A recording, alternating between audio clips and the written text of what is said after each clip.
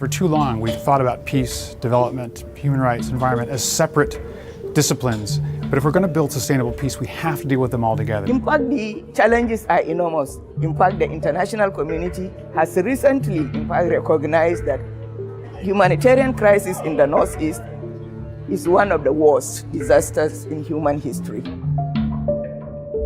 2 billion people live in countries affected by fragility or violent conflict. At the same time, climate change impacts, such as catastrophic drought and famine, reverse hard-won development gains.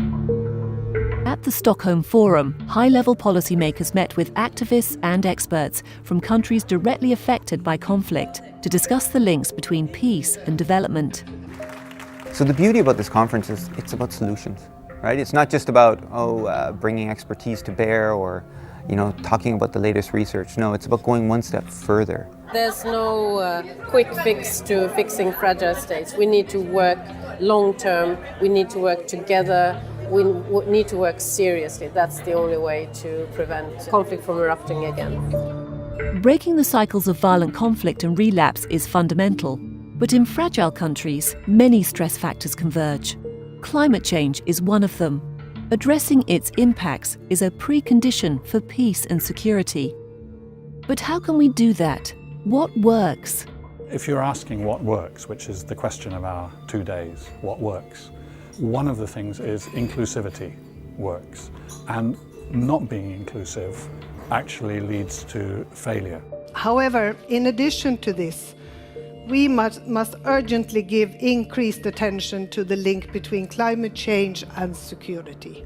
And we also support the appointment of a high-level representative on climate and security. Under the tag of climate security, peace and development, everything is interlinked. Yeah? So development has to be holistic. We understand the environmental and climate change implications to the drivers of conflict, but also to our peacebuilding responses. So we integrate climate analysis into our conflict risk assessment tools. The entire problems of violent extremism has shown that you really have to have a coordinated, but more important, a comprehensive approach. It's not only about livelihood, it's about governance, it's about climate issues, it's about inclusion of young people and women and people who are marginalized. It is clear that sustaining peace and achieving sustainable development are indivisible global agendas, and that foreign policy can help integrate the two. We can't work in single sectors. We can't have programs that only do conflict. We can't have programs that only try and address people's access to water or their access to livelihood support. We need to try and find ways of bringing those things together.